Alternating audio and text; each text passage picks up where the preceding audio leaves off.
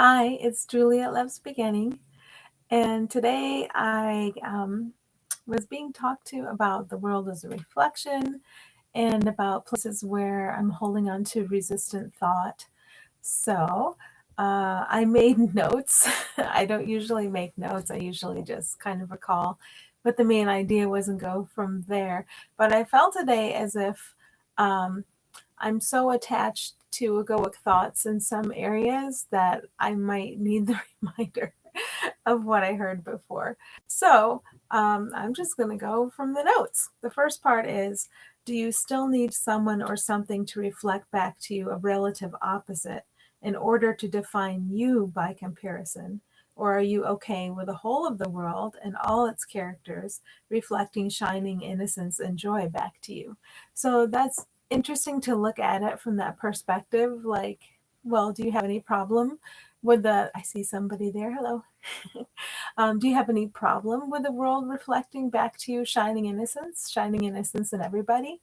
And then I discover little pockets of places where I depend on other characters to be what I'm not, so I can be what I think this character is. And that's very interesting. And every time that comes up, I get the chance to say, I don't need this mode of perception anymore. I'm innocent. I'm beautiful. I am perfect as I am, as my being is, because that being is shared with everybody. And the being of all is perfect. And I can recognize that's just an old habit. And I don't need to see something awful over there to feel worthwhile over here anymore. That was and is, to the extent I hold on to it, duality, and it's not needed. Um, so I'm just given a lot of opportunities to see that. And one is watching a documentary about Rajneesh or Osho or Bhagwan or whatever, commonly now today known as Osho. That brought up many opportunities for judgment. And I recognized that. And sometimes I'd go full on into judgment. And then later I'd realize, okay, that figure, that dream character, is being held up to me as a reflection of my thoughts. And one thing Osho in the documentary, as I perceived him, reflected back to me was this idea of splendid isolation, like retreating into isolation and wanting everybody to praise you from there, I guess. This idea of holding space.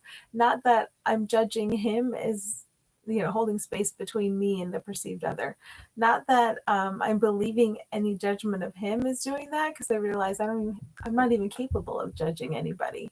I can pretend I am sometimes, but I can only see the truth of everybody's being is innocence, joy, light, love, etc. And there are two people. Hello.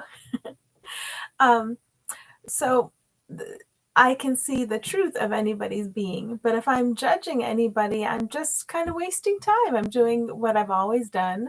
And Vera, hello, Vera. Vera's watching a very pretty scene, people fishing. It sounds wonderful. I'm going to take a breath and enjoy that with her in a lake. I'm in my basement, but I'm going to go out today. Okay, so the other thing is, I'm just getting a lot of opportunities to see through that. How I'm trying to see something over there to remain in some definition of this self right here. And this self doesn't really need a definition, it only has one definition.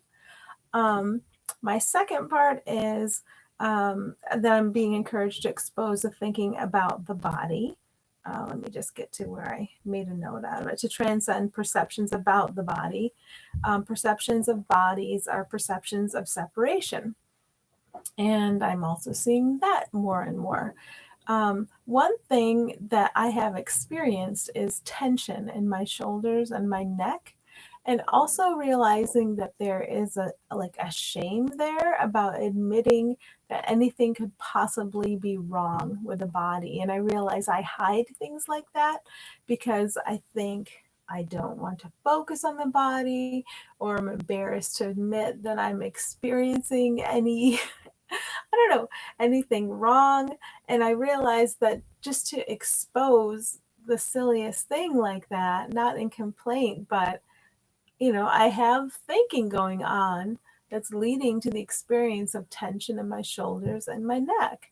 And I can admit that. What am I trying to protect here? Like, what I'm being led to is don't protect anything, don't protect a definition of a character. Um, Expose things when you can, because that will lead to your freedom, even if it's something silly like that. I realize I hide things. Sometimes it's from the mistaken interpretation, like I don't want to be a problem, or I don't want to be a burden. I don't want to be one experiencing a problem, so I just won't talk about it. um, so then the next part of this is there is resistance to admitting that I perceive neck and shoulder tension. There is also, because I think if I admit it, people will come at me with solutions. And I'm resistant to people's solutions. And this is just a reflection of um, I'm resistant to the real solution to any problem, which is releasing false thought and accepting true thought. Hi, girls. Um, so I'm resistant to the real solution. That's a reflection for me. And I think by like hiding thoughts, I can hold people off from me. And I've really discovered this aspect of the egoic identity is quite vicious. Like it pretty much says shove off, like get away from me and get away from me now.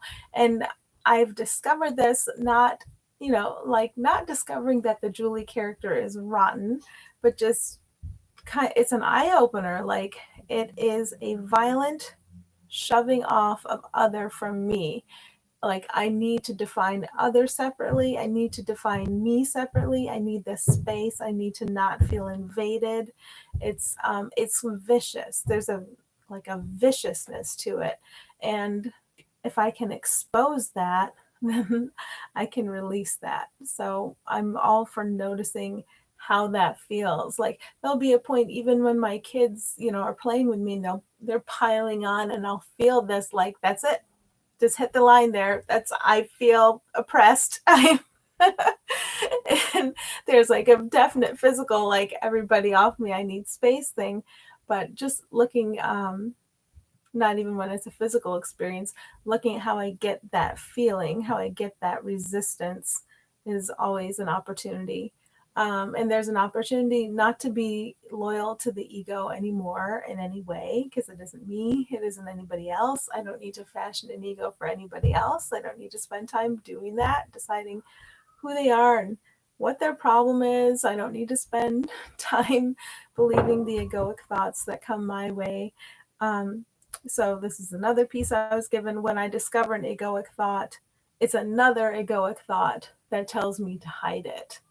So almost like my pattern of releasing egoic thought in the past was hampered because I would discover it, I would be ashamed of it, I would hide it, I would not want to admit to it. Not that I have to, publicly admit to everything in a certain way to get it to disappear. That's not the truth. But there's a piece of this exposure aspect that seems to be helpful. So then another egoic thought would say, hide that thought. Well, if I'm hiding it, I'm keeping it. And hello, someone else is joining us. And I don't want to keep it. I know it's nothing, so I'd rather see it dissolve into the nothingness that it is. So it's like clarity. Clarity is dawning on me. Okay, I think I have another two ideas I was given. The world we're making is up to us. We can allow it to reflect truth. Anything else hurts.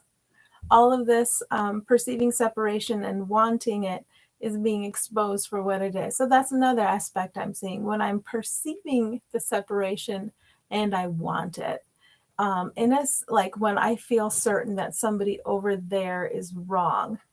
The egoic identity wants that because the egoic identity gets security from having someone over there be wrong, so someone over here can be right. Having somebody over there be dirty, so somebody over here can be clean. And I'm just seeing this in all kinds of ways, watching my thoughts, watching my feelings, watching my thoughts, and it's being exposed for what it is. And so, because I can see how I want these states of disorder, I can understand why the world is the way it is. And I can see that it's there that way because I want it, and I don't have to freak out about that. I can see how I've been duped and I've believed all these egoic thoughts and I don't have to anymore and I can let them go and it's not a problem. So, whatever seems to be out there, it's not a problem to admit that it's a reflection of my disordered thinking because we have the remedy now. We don't have to blame anybody. Each of us is experiencing a reflection of our thoughts, and that's all it is. And we have 24/7 help in if we don't like it, if we don't like how we're feeling, allowing that to transform. So then what I was advised to do is instead of space from bodies, ask for spaciousness from shared identity. That's the end of the resistance to real solutions coming at you. So if I'm afraid to admit something or to talk to somebody, expose something, because I think I'll just hold you guys away from me and you won't bug me. I do this out in normal life. I do this with my kids. Like, I'll distance myself in some way, and then I'll have this little spot of peace for myself, and I won't be bugged in some way. I like withdraw in order to not be bothered. So when I find myself doing that, I can just stop and say, okay, what I really want is the spaciousness of our shared identity. That's what I really, truly, and sincerely want.